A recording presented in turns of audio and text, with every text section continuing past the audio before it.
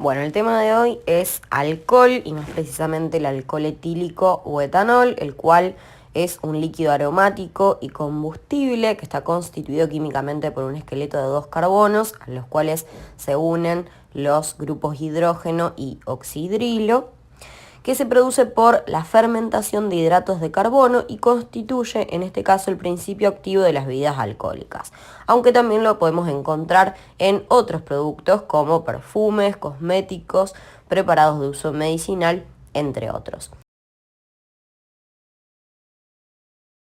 Dependiendo de la concentración alcohólica de las bebidas, estas pueden clasificarse en bebidas débilmente alcohólicas, bebidas medianamente alcohólicas y bebidas fuertemente alcohólicas. Las bebidas débilmente alcohólicas son las que tienen un porcentaje de alcohol de entre el 1 y el 8%. El ejemplo clásico es la cerveza, que tiene un promedio de 5% de alcohol.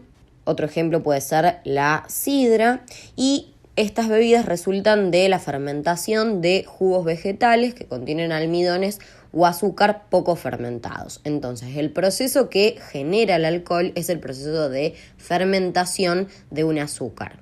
Este proceso de fermentación es llevado a cabo por algunos microorganismos, como por ejemplo las levaduras, que son un hongo, o algunas bacterias. Estos microorganismos lo que hacen es generar una glicólisis anaeróbica a partir de estos hidratos de carbono, que puede ser el mismo almidón, glucosa, fructosa, sacarosa, cualquier tipo de azúcar, y obtener como producto final al alcohol en forma de etanol, dióxido de carbono y moléculas de adenosintrifosfato, es decir, de ATP. En un segundo lugar tenemos a las bebidas que son medianamente alcohólicas. En estas el alcohol oscila entre el 10 y el 20% del total de la bebida y proceden también de la fermentación de otros azúcares, en este caso por lo general de los mostos de la uva, que tienen un gran contenido de azúcar y que por ende fermentan fácilmente. Según la técnica de fermentación y el tiempo de envejecimiento, resultan vinos con distinta graduación alcohólica. El vino y el champán, que tienen una graduación alcohólica del 10 al 12%. Los vinos generosos, como son el Oporto, el Jerez, el Vermut, tienen ya de un 15 a un 20%. Y por último, las bebidas fuertemente alcohólicas tienen un porcentaje de alcohol que ronda el 40%, y se obtienen a partir de dos procesos. El primero, que es la fermentación, al igual que en las bebidas débil y medianamente alcohólicas, y un segundo proceso, que es el proceso de destilación. La destilación consiste en separar los componentes o sustancias de una mezcla líquida, en este caso esta bebida alcohólica, mediante la ebullición selectiva y la condensación. Es decir, ese líquido se hierve y se concentra el porcentaje de alcohol, para decirlo en pocas palabras. Entre estas bebidas encontramos al ron, al whisky, el vodka. ¿Por qué es importante que conozcamos aproximadamente la concentración o graduación alcohólica de las bebidas? Porque no es lo mismo tomarse una copa de vino que una copa de whisky si tienen justamente el mismo volumen. De hecho, como tenemos acá en las imágenes de al lado, 18 mililitros de alcohol puro se encuentran en 355 mililitros de una cerveza con una concentración alcohólica del 5%, en 148 mililitros de un vino con una concentración alcohólica del 12% y en 44 mililitros de un whisky con una concentración alcohólica del 40%. Ahora vamos a ver la farmacocinética del alcohol, es decir, todo lo que nuestro organismo le hace al alcohol, todo el movimiento desde que el alcohol ingresa a nuestro organismo hasta que es eliminado.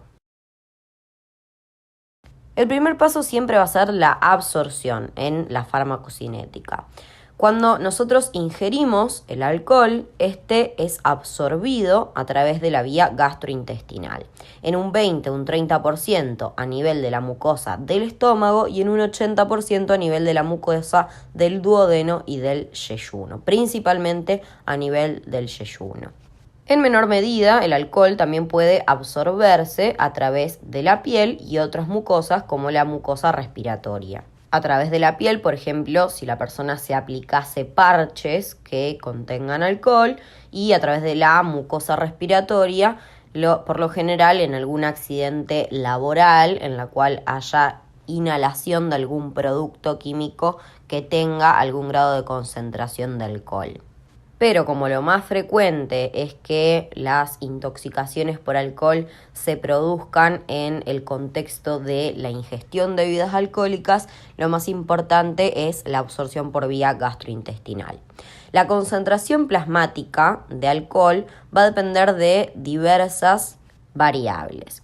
Entre ellas, la cantidad de alcohol consumido. No es lo mismo tomar una botella de whisky que tomar una copa de vino. El volumen sanguíneo del individuo. No es lo mismo que lo tome una persona de 70 kilos que una persona de 40 kilos.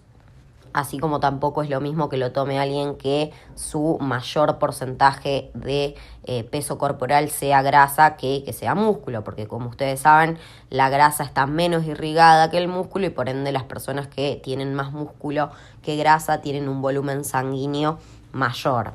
Por ende tendrán menores concentraciones de alcohol a una misma cantidad ingerida. También depende de la velocidad de absorción de ese alcohol, la cual a su vez se ve afectada por la ingestión conjunta de alimentos. ¿Por qué? Porque si el estómago está vacío, se absorbe con mayor facilidad el alcohol que si se encuentra lleno de alimentos, lo cual retarda el vaciado gástrico, y al retardar el vaciado gástrico retarda la llegada del alcohol hacia el duodeno y el yeyuno, en donde se produce la mayor parte de la absorción. Esta velocidad de absorción también va a ser afectada por la graduación alcohólica de la bebida en cuestión. Es más rápidamente absorbida la bebida de una graduación alcohólica del 20%, ¿sí? Una de un 10% tiene mayor velocidad que una de un 5%, pero a partir del 20% empieza a disminuir la velocidad de absorción. Es decir, que una bebida de un 20% de alcohol se absorbe más rápido que una de un 40%. Para darles un ejemplo más gráfico, se van a poner en pedo más rápido con un vino que con una cerveza y que con un whisky. Y la otra variable que afecta a la velocidad de absorción es el tiempo a lo largo del cual se ingiere la bebida. No es lo mismo tomar una botella de vino en 1 hora que tomarla a lo largo de 5 horas, con lo cual la concentración de la bebida en sangre va a ser menor, justamente por la otra variable que es la velocidad de eliminación. Si nosotros tomamos a lo largo del tiempo, vamos permitiendo que ese alcohol se vaya metabolizando y se vaya eliminando, mientras que si lo tomamos todo de golpe, se eleva mucho la concentración sanguínea porque la velocidad de eliminación está siendo más lenta que la velocidad de absorción. Y por último, esta velocidad de eliminación se va a ver afectada por el consumo de otros medicamentos que se metabolicen en el mismo lugar o el mismo sistema que el alcohol, la tolerancia al alcohol, es decir, no es lo mismo un bebedor crónico que alguien que prueba por primera vez el alcohol, y los distintos polimorfismos que pueden afectar a los sistemas de metabolización, dándole más o menor actividad a las enzimas. A su vez, la concentración plasmática es la responsable de los efectos tóxicos. Entonces, a mayor concentración plasmática de alcohol, veremos efectos tóxicos más graves. Es decir, existe cierta correlación, pero no es una correlación lineal. Eso ténganlo en cuenta. Una vez que el alcohol es absorbido, es decir, que llega a la sangre, este se distribuye a lo largo de todo el organismo. El porcentaje de alcohol en cada uno de los tejidos difiere dependiendo del porcentaje de agua que constituye a ese tejido o ese órgano. Es decir, que el porcentaje de alcohol será mayor en aquellos tejidos con un mayor porcentaje de agua. Respecto de la distribución, es importante que recuerden que el alcohol atraviesa la barrera hematoencefálica y es por eso que tiene efectos sobre el sistema nervioso central, y también atraviesa la barrera placentaria, por lo que tiene efectos sobre el embrión y sobre el feto. El volumen de distribución del alcohol es de 0,5 a 0,7 litros por kilo de peso. Recuerden que el volumen de distribución es el volumen teórico de líquido en el cual nosotros tendríamos que disolver esa cantidad total de alcohol, en este caso de un fármaco que se administre o que se ingiera, para que la concentración de ese líquido sea igual a la concentración que nosotros encontramos en el plasma.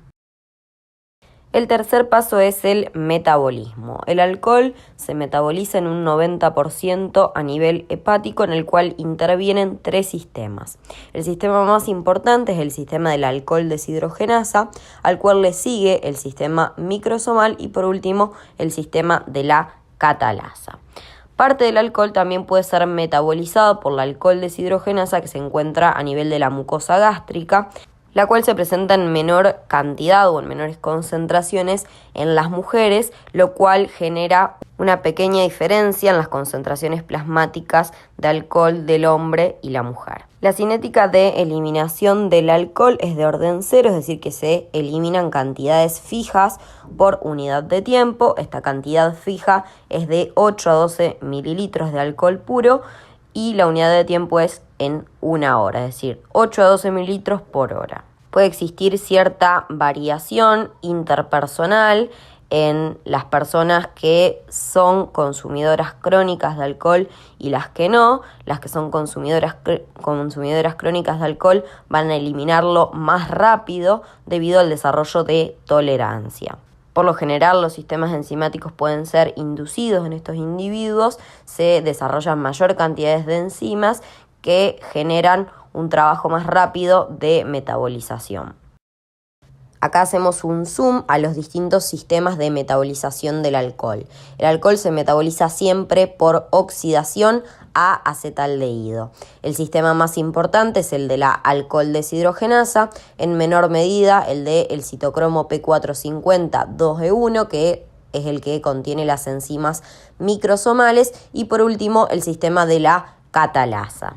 La característica que tiene el citocromo P450 es que puede ser inducido, lo cual puede promover la metabolización del alcohol, hacer que ésta sea más rápida, o puede ser inhibido, es decir, hacer que la metabolización sea más lenta, ya sea por el mismo alcohol, que lo que hace es inducir su metabolismo, o por otros fármacos que actúen sobre ese nivel generando interacciones, en este caso con el alcohol, aumentando su metabolización o reduciéndola.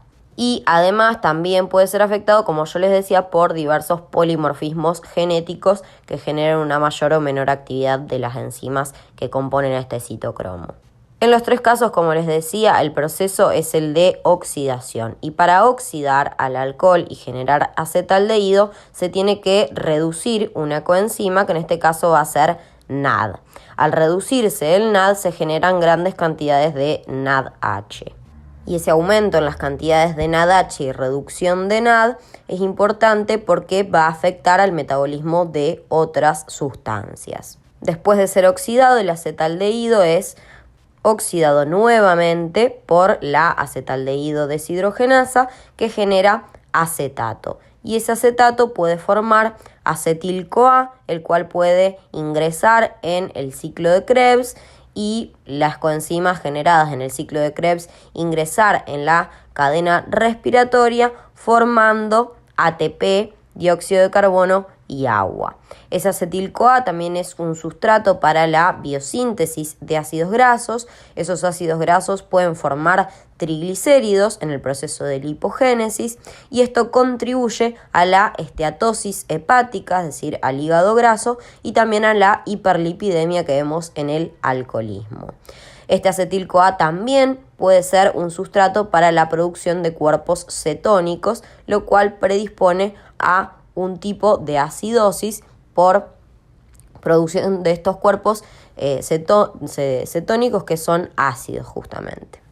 Además de que el acetil-CoA sirve como un sustrato para la biosíntesis de ácidos grasos, recordemos que estas grandes cantidades de NADH hacen que se inhiba la vía contraria, que es la beta-oxidación de ácidos grasos. Por eso todos esos ácidos grasos que se forman no pueden metabolizarse y al contrario empiezan a sintetizar lípidos más complejos. El acetaldehído también inhibe a la beta-oxidación de ácidos grasos y por otro lado también interviene en el metabolismo de las proteínas al inhibir su secreción y su transporte por parte del hígado. El hígado, recordemos que es el principal productor de las proteínas plasmáticas, principalmente de la albúmina.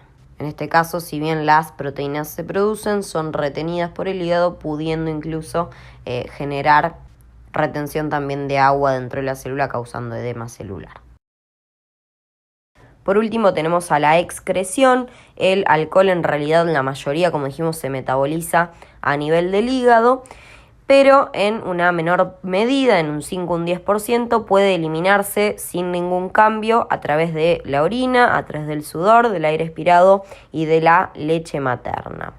La eliminación a través del aire expirado tiene una importancia médico-legal, ya que por lo general se mide en el aire expirado para estimar la concentración plasmática que tiene.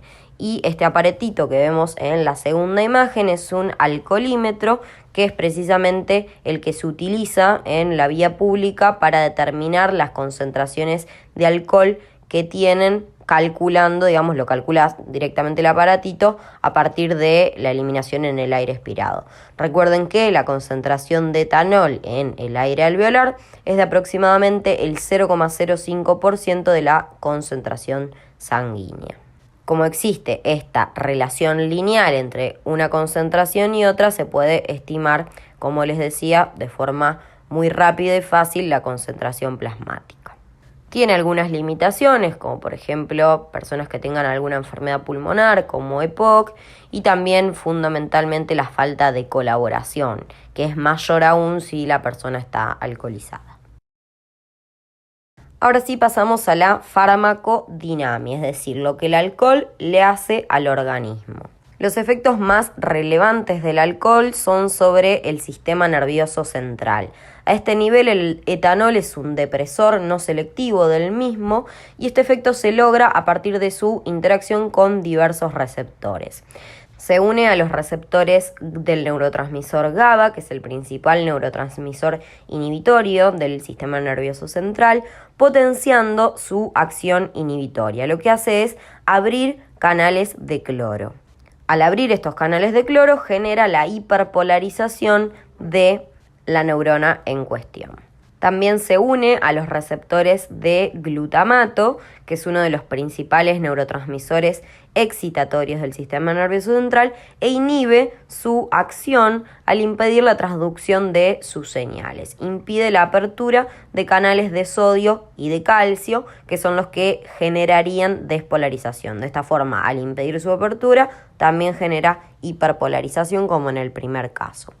Y por último también se une a receptores de tipo opioide, a los cuales los activa e induce la liberación de endorfinas. Estas endorfinas se unen a otros receptores opioides a nivel del núcleo accumbens y a este nivel inducen la liberación de dopamina y de serotonina. Estos neurotransmisores son los responsables de la sensación de bienestar, de euforia, de felicidad de el paciente cuando se encuentra intoxicado de forma aguda con el alcohol, y también estimula a los circuitos de recompensa, ¿sí?, generando placer para que la persona siga consumiendo.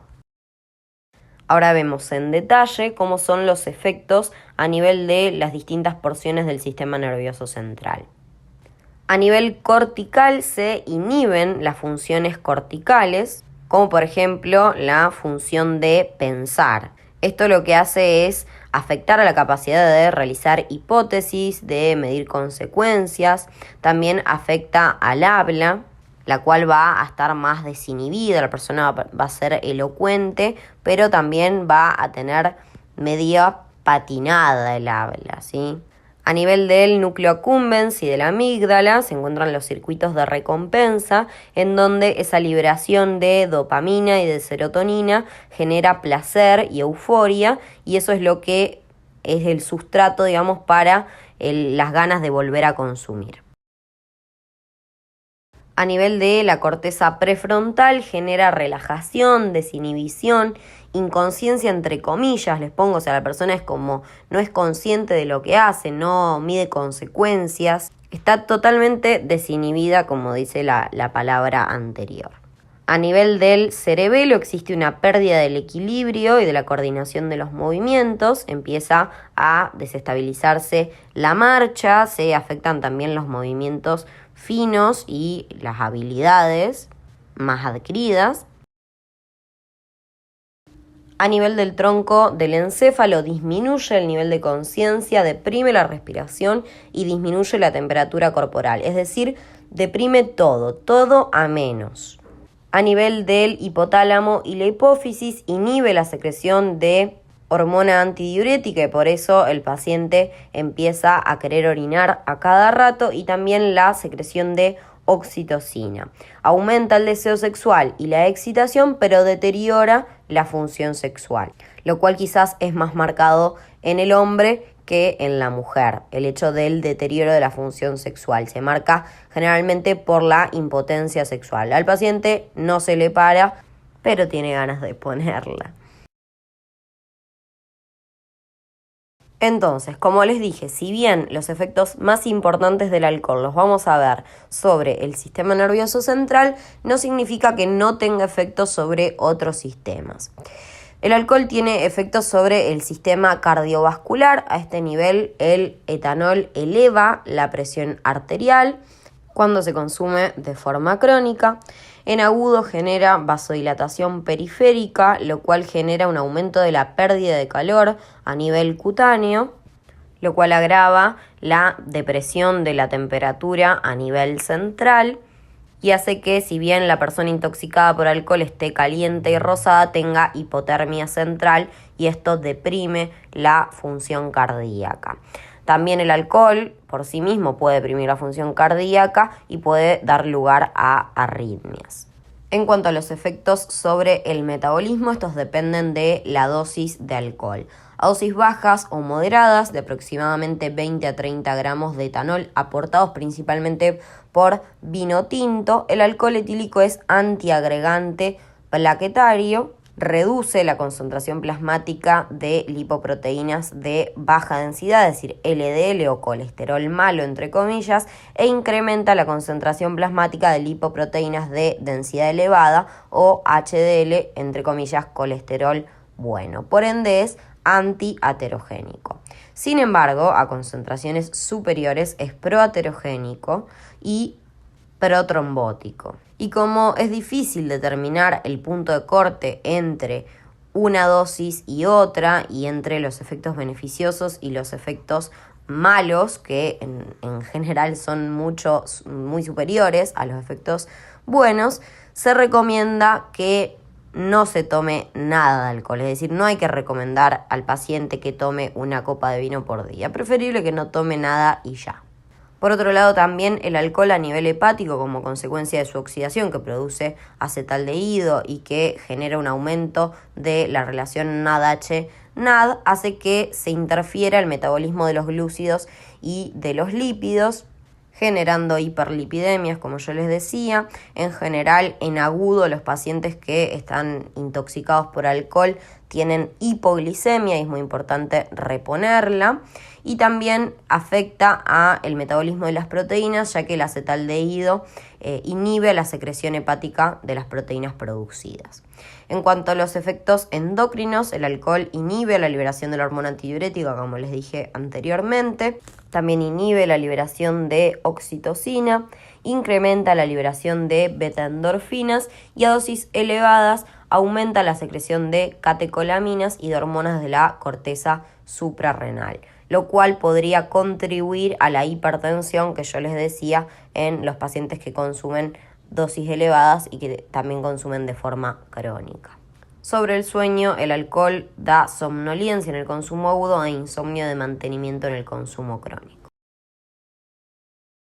Sobre la sexualidad, como les decía, genera un incremento de la libido, es decir, un incremento del deseo sexual, pero genera una disminución de la potencia sexual, provocando importantes disfunciones sexuales como la impotencia, como les decía, que explican la patogenia del delirio de celos o paranoia celotípica de los varones alcohólicos. Es típico de los varones alcohólicos que presentan obviamente un alcoholismo crónico tener un delirio celotípico. El delirio celotípico es una alteración psiquiátrica en la cual la persona cree una realidad alterada que en este caso se caracteriza por la celotipia, es decir, por celos. El paciente, por ejemplo, cree que su mujer lo engaña con alguien y está convencido de eso, a pesar de que no exista una evidencia sobre eso o que incluso existe evidencia de lo contrario. También genera efectos gastrointestinales, en agudo puede generar náuseas, vómitos y de forma crónica puede generar enfermedad por reflujo gastroesofágico, ya que relaja el esfínter esofágico inferior, permitiendo el reflujo del contenido gástrico hacia el esófago. También puede generar síndrome de Mallory-Weiss, el cual se caracteriza por la aparición de laceraciones longitudinales de la porción inferior del esófago como consecuencia de los vómitos repetidos que tienen los pacientes alcohólicos, generalmente por la mañana. Pero puede afectar a cualquier persona que presente vómitos violentos. Puede causar también rotura esofágica, también en relación con esos vómitos violentos, cáncer de esófago, que puede estar relacionado con el reflujo gastroesofágico, que genere algún grado de metaplasia, displasia que predisponga a ese cáncer. También puede generar gastritis, tanto por la lesión del alcohol directa sobre la mucosa gástrica como por la inducción de la liberación de ácido clorhídrico que hace que se lesione la misma. Puede generar diarreas por mala absorción de nutrientes, también mala absorción de vitaminas y de minerales, principalmente vitamina del grupo B, B12, B6, el ácido fólico y minerales como el hierro y el magnesio. Puede generar pancreatitis, tanto pancreatitis aguda como pancreatitis crónica, y la hepatopatía alcohólica, que ya vimos bien en la clase de hepato con sus 3 estadios de esteatosis, esteatohepatitis y cirrosis. Sobre el sistema osteomioarticular, genera una disminución de la fuerza, puede provocar rhabdomiólisis, que es la destrucción de las células musculares, y también puede generar osteoporosis. También tiene efectos hematológicos e inmunitarios, genera anemia, trombocitopenia, leucopenia y también una alteración de la función de los leucocitos y de la migración de los mismos. La anemia en el alcoholismo crónico puede ser de varios tipos, puede ser de tipo microcítica por déficit de hierro, por la mala absorción como yo les decía, o por las mismas hemorragias digestivas que suelen tener estos pacientes, tanto por síndrome de Mallory-Weiss o por varices esofágicas o hemorroides. Puede ser macrocítica megaloblástica por déficit de vitamina B12 y de ácido fólico como consecuencia de una disminución de la cantidad de células parietales de la mucosa gástrica, que son las que sintetizan el factor intrínseco, el cual permite la absorción de la vitamina B12. También puede ser de tipo sideroblástica por la incapacidad de incorporar el hierro a la protoporfirina. Y por último tenemos a los efectos teratogénicos del alcohol. Este puede causar tanto aborto espontáneo como el síndrome alcohólico fetal, por lo general durante el primer trimestre, que es el trimestre en el cual se produce la organogénesis. La ingesta mínima de alcohol que se asocia a este síndrome es de 75 mililitros día, aunque podría generarse con concentraciones o con cantidades aún menores. Este síndrome se caracteriza por diversas anormalidades en el recién nacido que pueden consistir en una restricción del crecimiento intrauterino, bajo peso al nacer, retardo en el crecimiento postnatal, un coeficiente intelectual bajo, susceptibilidad a las infecciones y anomalías a nivel cefálico principalmente. Microcefalia, es decir, una cabeza pequeña, anomalías faciales como una fisura palpebral, el puente nasal bajo, también pueden tener una nariz en silla de montar, ahí como vemos en las imágenes. También pueden tener hipoplasia del labio superior con ausencia o aplanamiento del surco nasogeniano. Vean que es plano lo que tienen por encima del labio y tienen un labio superior finito respecto del labio inferior. También pueden tener epicantos, que es un pliegue del párpado superior que cubre la esquina interna del ojo, como ven también que varias de estas imágenes lo presentan. También pueden llegar a tener una implantación baja de las orejas con una falta de desarrollo de la parte superior.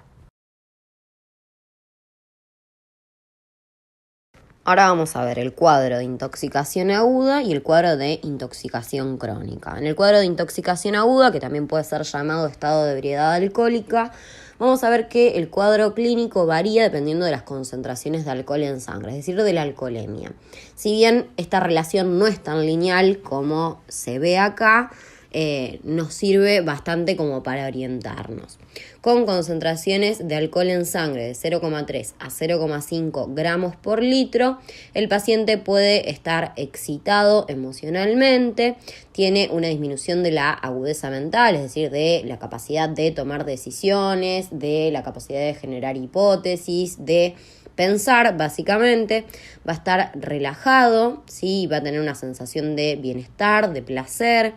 Tienen un deterioro de los movimientos oculares y esto junto con la disminución de la agudeza mental pueden afectar al manejo. Van a ver que estas concentraciones de alcohol con el cuadro clínico se relacionan mucho con la dificultad que tiene el paciente para manejar, sobre todo autos, motos, algún vehículo, y por ende tienen importancia médico-legal.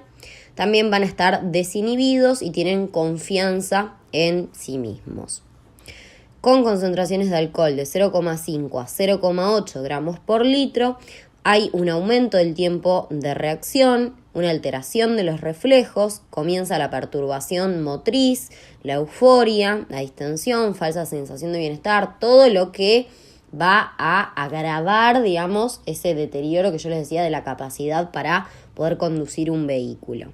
Y también tienen un comienzo de impulsividad y agresión. Acá también se puede ver la generación de peleas o de discusiones de los pacientes que están intoxicados con alcohol, que muchas veces también en el contexto de un control policial puede verse. Con concentraciones de 0,8 a 1,5 ya existe un estado importante de embriaguez, los reflejos están muy perturbados, hay un retraso en las respuestas y una pérdida del control preciso de los movimientos. Hay problemas de coordinación, también problemas de habla, es decir, el paciente tiene disartria, se le patina el habla. Tienen dificultades para fijar la mirada y concentrar la vista en un punto fijo. Empiezan con visión doble y tienen una disminución de la vigilancia y percepción del riesgo. O sea, es como que están tan desinhibidos que no les importa nada y esto, como les decía, puede afectar muy gravemente a la conducción de los vehículos porque empiezan a hacer maniobras muy riesgosas sin cobrar real dimensión de lo que pueden generar a partir de eso. Con concentraciones de 1,5 a 2,5 gramos litro, existe una importante confusión mental, puede haber agitación psicomotriz, es decir, que estén muy acelerados, agresivos, son lábiles emocionalmente, pueden llorar mucho, reír mucho o enojarse. Y también pueden tener incluso perturbaciones psicosensoriales, es decir, que tienen una distorsión de lo que perciben por medio de sus sentidos. Y más allá de los 3 gramos por litro, la embriaguez es profunda. Lo más importante es la disminución del nivel de conciencia que puede llegar incluso al coma. Estos pacientes generalmente se van a encontrar también con hipoglicemia. Pueden tener abolición de los reflejos cuando están en coma precisamente, depresión de la función respiratoria, hipotermia y todo esto obviamente puede llevarlos a la muerte. Otras manifestaciones clínicas de la intoxicación aguda que por ahí no tienen tanta correlación con la alcoholemia pueden ser el aliento o el olor a alcohol, lengua seca, saburral. O alternativamente pueden también tener una excesiva salivación, generalmente en relación con las náuseas y con los vómitos. Pueden tener hipo, pueden tener ojo rojo, las conjuntivas irritadas y alteraciones pupilares. Puede haber tanto miosis como midriasis o anisocoria. Miosis, recuerden que son las pupilas contraídas, chiquititas, midriasis las pupilas dilatadas. La anisocoria es cuando las pupilas entre sí son distintas y una disminución al reflejo pupilar. Pueden tener voz ronca, alteración de la articulación de la palabra, como yo les decía. Al principio, al estar desinhibidos, pueden ser muy locuaces, o sea, pueden tener un habla muy fluida. Incluso algunos hablan mejor su segundo idioma cuando tienen alguna copa de alcohol encima, pero cuando esa alcoholemia sigue elevándose, empieza la disartria y la incapacidad de articular bien la palabra. Se les patina la palabra y ya no se les entiende bien. También pueden tener amnesia, es decir, olvidar los sucesos que ocurren mientras la persona está intoxicada. Pueden tener también temblores, errores en la coordinación, la orientación, etc. ¿Cómo se diagnostica la intoxicación aguda? Obviamente la clínica nos va a ayudar mucho, todas esas manifestaciones clínicas que yo les decía, y obviamente si el mismo paciente o alguien que lo acompaña refiere el antecedente de consumo de alcohol. Pero también es importante que descartemos otros diagnósticos diferenciales que pueden generar manifestaciones similares. Por ejemplo, la fiebre elevada, alteraciones mentales o nerviosas, lesiones en el sistema nervioso central, intoxicación por alguna otra droga. Pero bueno, existen ciertos parámetros que pueden facilitar nuestro diagnóstico. Una de las cosas es el olor a alcohol o el aliento. Eso es bastante característico. Pero siempre vamos a tener que confirmar nuestra presunción diagnóstica con la medición de la alcoholemia. La medición de la alcoholemia puede hacerse en el aire expirado, que es lo que se hace en los controles policiales o en los controles en las rutas, que se hace con el alcoholímetro o etilómetro, con el cual se mide la concentración de alcohol en el aire expirado, que tiene, como les decía, una relación directa con la concentración en sangre. Pero, como les decía, tiene sus limitaciones. El valor de alcoholemia puede ser subestimado cuando hay poca colaboración o cuando el paciente padece de EPOC, o puede ser sobreestimado cuando la ingesta se hizo cercana a la medición. La medición en sangre es lo más fidedigno y es el método que tiene mayor exactitud, y la medición en orina puede hacerse un test cualitativo o cuantitativo. El cualitativo nos dice si hay alcohol y el cuantitativo nos dice un valor exacto, una concentración, pero que no tiene un valor médico legal porque las concentraciones en orina no son directamente proporcionales a las concentraciones en sangre, como sí lo es en el aire expirado, porque existen diversos factores que van a modificar la cantidad que se elimine en orina. ¿Cómo trato a un paciente con una intoxicación aguda por alcohol? Lo fundamental siempre es el ABCD, el mismo que ustedes usan en el politrauma, se usa en todas las emergencias. Nosotros siempre tenemos que asegurar la vía aérea, ver si está segura, si el paciente puede respirar por sus propios medios, si no está obstruido por vómito o lo que sea, un cuerpo extraño. Y evaluar también cuál es su nivel de conciencia, porque recuerden que todos los pacientes con un nivel de conciencia, con un Glasgow por debajo de 8, ¿sí? Que tienen una respuesta en la escala de Glasgow por debajo de 8, requiere de una intubación, ¿sí? Una ventilación mecánica, porque está deprimida la respiración, ¿sí? Otros instrumentos que se pueden utilizar para asegurar la vía aérea es, por ejemplo, la sonda nasogástrica, que previene en estos pacientes la broncoaspiración. Ya que estos tienden mucho a tener vómitos, está bueno colocar una sonda nasogástrica para prevenir que el paciente se broncoaspire con su propio vómito. En la B vamos a asegurar la ventilación y la oxigenación. Una vez que aseguramos que la vía aérea esté permeable, tenemos que ver que esté ventilando y oxigenando. Vamos a medir la saturación de oxígeno y, de ser necesario, se le administrará oxígeno suplementario. Si el paciente no puede ventilar por sus propios medios, se administrará una ventilación mecánica asistida. En el C vamos a evaluar la circulación y vamos a colocarle una vía periférica, le vamos a administrar solución salina al 0,9%. Y en el D vamos a evaluar el estado neurológico, que ya los estuvimos evaluando desde el A, porque como yo les decía, si tiene un Glasgow por debajo de 8, no va a tener una vía aérea segura. Además de todo esto, es muy importante que midamos la glicemia con un glucotest, es decir, una medición rápida, y que la corrijamos. Si el paciente está en hipoglicemia, que es algo bastante característico en la intoxicación aguda, tenemos que administrar dextrosa al 50%. Y también en todo paciente alcohólico se le administra tiamina, ¿sí? Que es vitamina B1. En resumen, para que se acuerden, vamos a asegurar la vía aérea del paciente, asegurar que tenga una buena saturación de oxígeno y que esté ventilando. Le vamos a colocar una vía periférica, le vamos a perfundir solución salina al 0,9%, que además de hidratarlo, nos va a permitir ir bajando las concentraciones plasmáticas de alcohol. Le vamos a administrar 100 miligramos de tiamina intravenosos y le vamos a administrar dextrosa al 50%, 50 mililitros si el paciente se encuentra en hipoglicemia. Y por último, y no menos importante, vamos a tratar de evitar la hipotermia. Lo vamos a cubrir al paciente con mantas y vamos a tratar de que el ambiente tenga una temperatura adecuada. Acá les dejo unas imágenes de intoxicaciones agudas por alcohol. Las primeras imágenes podemos ser cualquiera de nosotros un fin de semana, bueno, ahora en pandemia no tanto, pero sí normalmente, y en las últimas ya tenemos los casos más graves y que está bueno que tengamos en cuenta para siempre medir cuánto consumimos, porque puede llevarnos incluso a la muerte. En la última imagen es una foto de una nena que tiene 16 años, que es publicada por la madre para concientizar, porque esta niña, por beber alcohol, está así en coma, como la ven, intubada, sin poder respirar por sus propios medios.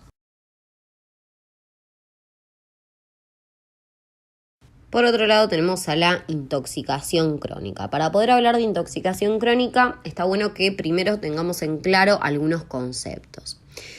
El uso, ¿sí?, es el consumo esporádico de una sustancia que potencialmente causa un daño a la salud. Es decir, es cuando nosotros de vez en cuando vamos a tomar algo de alcohol. Vamos a tomar una cerveza, vamos a tomar un trago.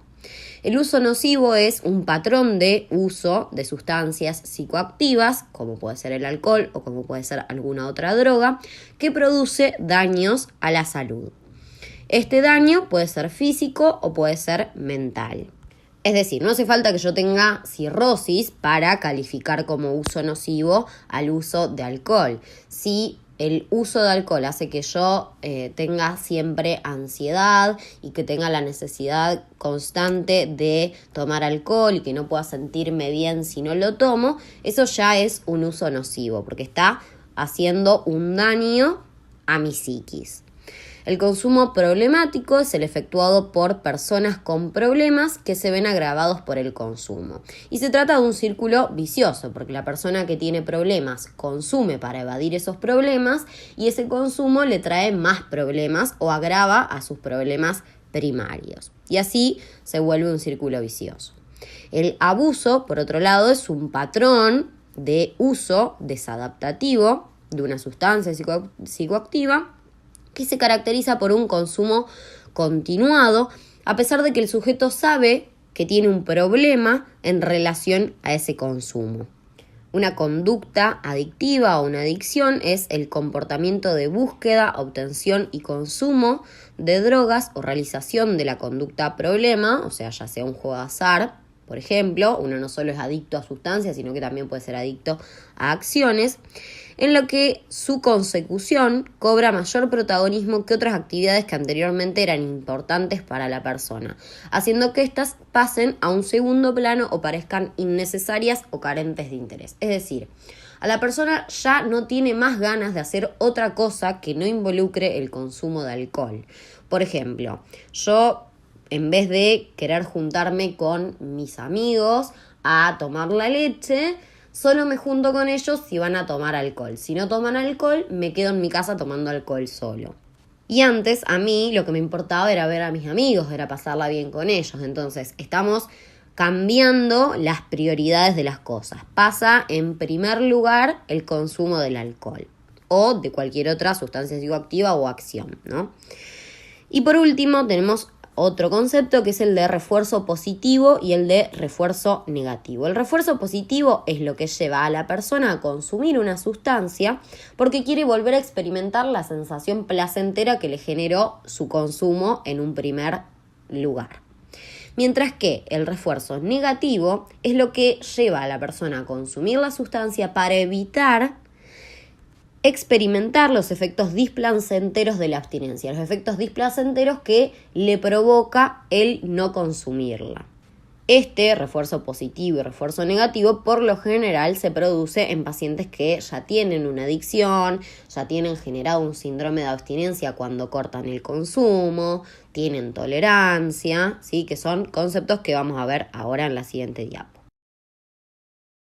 Entonces, la tolerancia, que es un concepto muy importante, es el estado de adaptación biológica que se caracteriza por la disminución de la respuesta que provoca la administración de la misma dosis de una droga.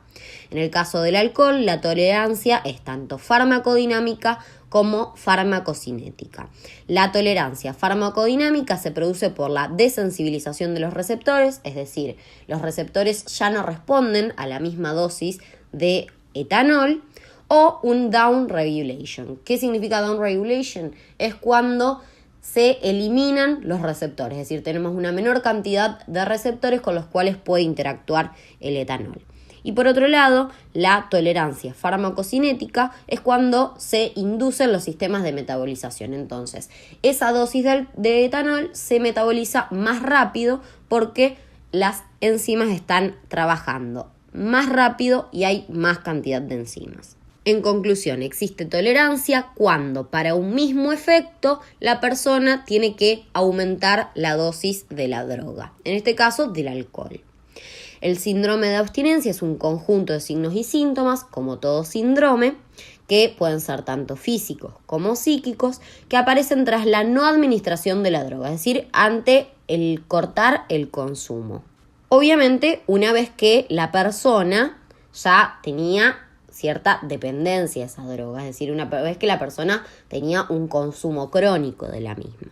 El síndrome de abstinencia del alcohol se caracteriza por un deseo irrefrenable de consumir, eso que es traslocable a cualquier otra sustancia psicoactiva. También van a aparecer temblores, irritabilidad, náuseas, insomnio, taquicardia, hipertensión, sudoración, pueden aparecer convulsiones, que es algo que puede aparecer tanto en la intoxicación como en la abstinencia, alucinaciones, delirium tremens, que se produce de 48 a 96 horas después del último consumo y refleja una abstinencia complicada. Se caracteriza por agitación intensa, confusión, delirios y temblores, que son los que le dan el nombre de delirium tremens, fiebre, sudoración profusa, náuseas, diarrea, midriasis y taquicardia. Esto puede llegar incluso a la muerte del paciente, es decir, la abstinencia por alcohol es un cuadro que también puede producir la muerte. Y por último tenemos el término de dependencia, que para el DMS-5, que es el manual de diagnóstico de trastornos mentales por excelencia, define a la dependencia como aquel cuadro en el cual existe al menos 3 de los siguientes criterios, que son tolerancia, la cual ya describí anteriormente, cada vez necesita más droga o más dosis para lograr los mismos efectos, el deseo intenso de consumir la sustancia, que es parte, como les decía, del síndrome de abstinencia.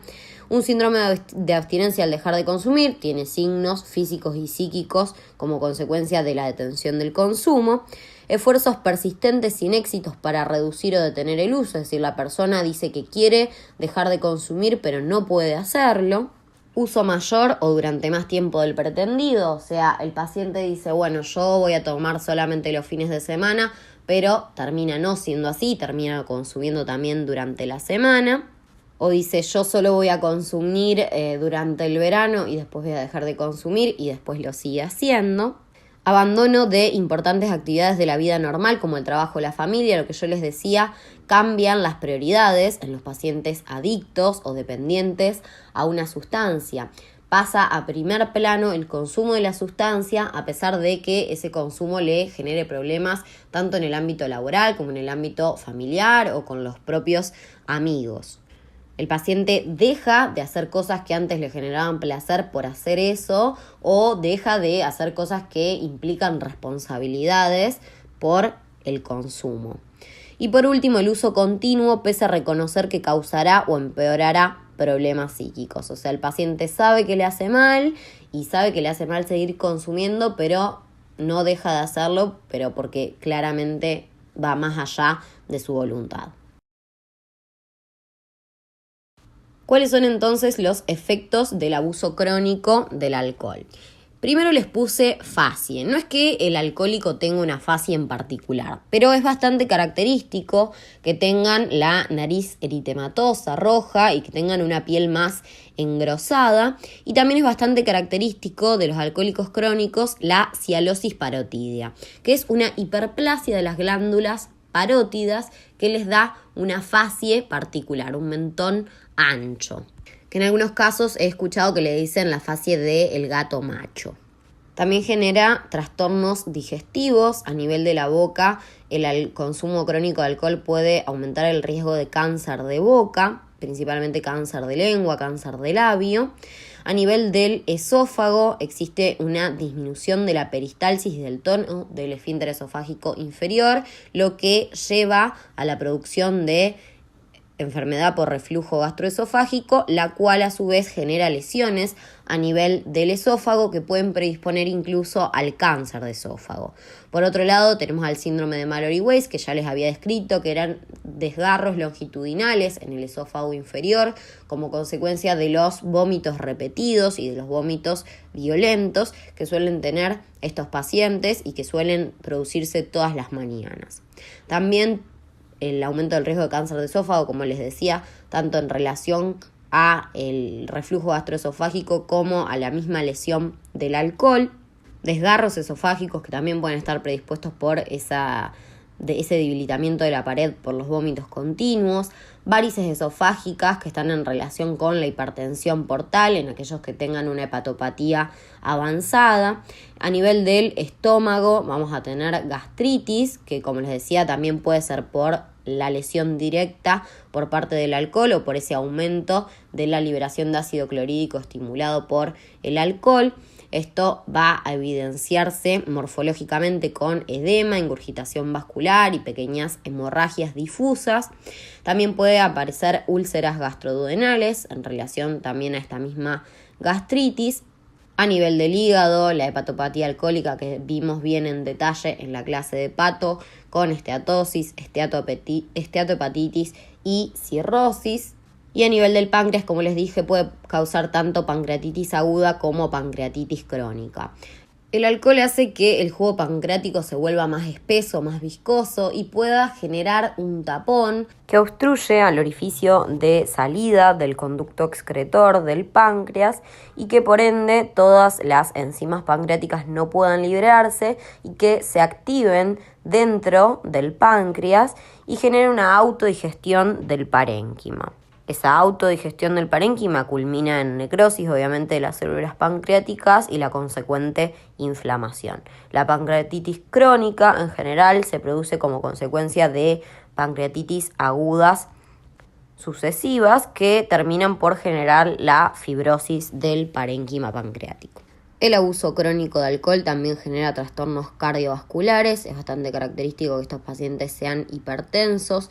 También pueden tener una miocardiopatía dilatada que se produce por la lesión de las células cardíacas de forma directa por el acetaldehído o por el déficit de tiamina. Esa miocardiopatía dilatada, esa dilatación de las cavidades, hace que se produzca una insuficiencia cardíaca. También existe un aumento del riesgo de infarto agudo de miocardio, no solo en relación a la hipertensión, sino también en relación a la mayor aterogénesis que tienen estos pacientes. Ese infarto agudo de miocardio también puede predisponer a la insuficiencia cardíaca. También pueden generarse arritmias y que también culminen en la insuficiencia cardíaca. Los pacientes que abusan crónicamente del alcohol también en general suelen ser malnutridos y esa malnutrición agrava todos los efectos del alcohol. De hecho, se sabe que aquellos que consumen de forma crónica alcohol pero se alimentan de forma adecuada tienen efectos mucho menores que aquellos que no consumen los nutrientes que deben consumir. Esta malnutrición está tanto en relación con que el alcohol empieza a formar parte de lo único de lo cual se alimentan, por decirlo así, que es lo que le aporta calorías, pero no consumen alimentos que aportan nutrientes reales, o sea, no consumen hidratos de carbono, proteínas, no consumen minerales, grasas, nada. Solo utilizan las calorías del alcohol. Y también porque tienen cierto grado de malabsorción de nutrientes, como yo les decía, en relación a la vitamina y en relación a los minerales fundamentalmente. Tienen también trastornos del sistema nervioso central, pueden generar o desarrollar la encefalopatía de Wernicke, que está precisamente en relación al déficit de tiamina, que es la vitamina B1, que se caracteriza por un comienzo agudo de confusión, nistagmo, que son movimientos incontrolados e involuntarios de los ojos, oftalmoplegia parcial, es decir, que no pueden movilizar un ojo de forma parcial, y una ataxia, que es una incoordinación de los movimientos. En relación a la encefalopatía de Wernicke también aparece la psicosis de Korsakoff, que es una complicación tardía de esta encefalopatía y que consiste en déficits de memoria, confusión y cambios del comportamiento. Estos pacientes también tienen un aumento del riesgo de ACV, tanto isquémico como hemorrágico, el isquémico más en relación a la aterogénesis, mientras que el hemorrágico está más en relación con la hipertensión arterial que tienen estos pacientes. También pueden tener trastornos del sistema nervioso periférico. Es bastante característico que presenten mono o polineuropatías periféricas que se deben por lo general también al déficit de tiamina y al daño directo por parte del acetaldehído y del alcohol. El déficit de tiamina y el exceso de acetaldehído hacen que se desmielinicen las neuronas que constituyen a los nervios y que por ende se retarde la conducción y eso genere la neuropatía, que por lo general es una neuropatía sensitiva más que motriz, pero se afectan ambas cosas. En cuanto a los trastornos hematológicos, como les decía, puede haber anemia, que puede ser tanto ferropénica como megaloblástica por déficit de vitamina B12, de ácido fólico, puede ser una anemia sideroblástica. También existe anemia por las hemorragias digestivas que tienen también, como les decía, que va a formar parte dentro de la ferropénica. También pueden tener leucopenia y trombocitopenia. Esa trombocitopenia, esa disminución del recuento de plaquetas, también favorece a que estos pacientes sangren. Tienen un aumento de la susceptibilidad de las infecciones como consecuencia también de esa leucopenia y de que los pocos leucocitos que tienen a veces tienen dificultades para migrar y también tienen disminución de las funciones. Trastornos a nivel del sistema osteomioarticular, como ya les dije, rhabdomiólisis, que es la destrucción del músculo, osteopenia y osteoporosis, que es una disminución de la mineralización ósea que hace que los huesos sean más frágiles, tengan una mayor predisposición a las fracturas, generalmente fracturas patológicas, es decir, no relacionadas con algún trauma. Y en relación a esa rhabdomiólisis, estos suelen ser pacientes con los músculos muy atrofiados y que viven fatigados y cansados. También pueden generar trastornos psíquicos, son pacientes que pueden tener tanto depresión como ansiedad, delirios, es típico el delirio celotípico, como les decía, bastante en relación con los trastornos sexuales que tienen estos pacientes. Trastornos del sueño, en general tienen insomnio de mantenimiento, es decir que si bien se duermen no pueden mantener ese sueño a lo largo de la noche e incluso pueden tener alucinaciones, más si es una persona que tiene alguna predisposición genética a una enfermedad psiquiátrica. El alcohol, como cualquier otra sustancia psicoactiva, puede ser el disparador. En cuanto a los trastornos sexuales, difiere del consumo agudo al consumo crónico. Dijimos que en el consumo agudo había un aumento de la libido, un aumento del deseo sexual, aunque con una disminución de la potencia sexual. Ya en los consumidores crónicos de alcohol también hay una disminución de la libido, es decir, pierden deseo sexual. Y esto es bastante común para otras drogas también. El paciente en realidad se ve absorbido tanto por la dependencia a la sustancia psicoactiva que pierde interés en otras cosas y entre ellas pierde el interés en el sexo. También tienen disfunción sexual, como les decía, los hombres tienen impotencia y las mujeres pueden llegar a tener sequedad vaginal. Los hombres también pueden tener aumento de la latencia eyaculatoria, es decir, que tardan más en eyacular, y una disminución del placer orgásmico, es decir, si bien llegan al orgasmo, este no es tan placentero como siempre.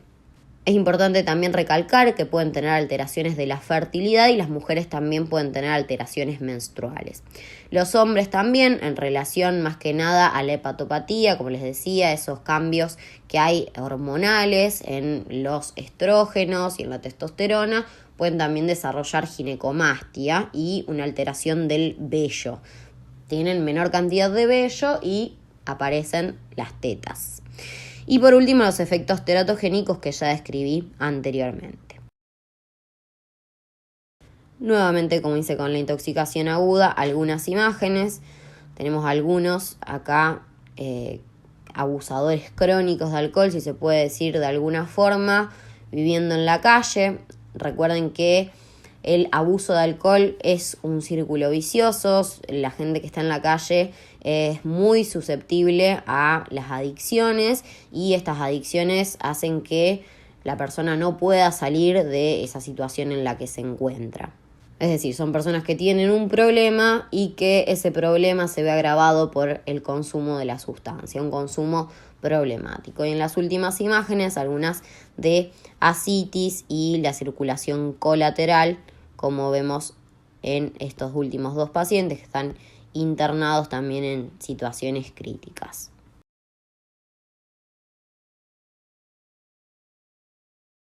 Ya terminando, me gustaría que sepan algunas de las interacciones del alcohol, más que nada del alcohol con otros depresores del sistema nervioso central que potencian obviamente los efectos del alcohol y el alcohol potencia los efectos de estos otros depresores, como por ejemplo lo son las benzodiazepinas, los opioides, los antidepresivos, los barbitúricos, los anticonvulsivantes, que son medicamentos que son bastante frecuentes de consumir. Hoy en día mucha gente consume antidepresivos o opioides para los dolores o benzodiazepinas para dormir o para la ansiedad, y hay que tener mucho cuidado, hay que decirle a los pacientes cuando se les recetan estas medicaciones que tienen que tener cuidado con el consumo de alcohol porque se pueden potenciar esos efectos depresores del sistema nervioso central, y es más que nada importante sobre la depresión de la respiración. O sea, el paciente puede morirse por esto.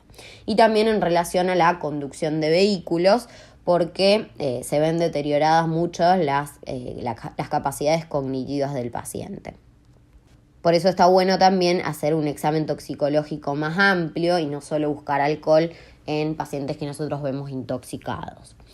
También existe interacción con el disulfiram, las cefalosporinas y el metronidazol. Todos ellos generan el síndrome del disulfiram o del acetaldehído o el efecto antabús, que se genera por la inhibición del acetaldehído deshidrogenasa, lo que lleva a que el acetaldehído se acumule, dando lugar a un cuadro clínico característico que se caracteriza precisamente por vasodilatación generalizada, que comienza a nivel de la cara con rubor y calor, que después se reemplaza por palidez y que se extiende a lo largo del cuerpo. Aparece también cefalea, punzante o pulsátil, náuseas o vómitos, sudoración, sed, dolor precordial, mareos, hipotensión, inquietud, debilidad, visión borrosa, confusión y síncope, es decir, una pérdida de la conciencia.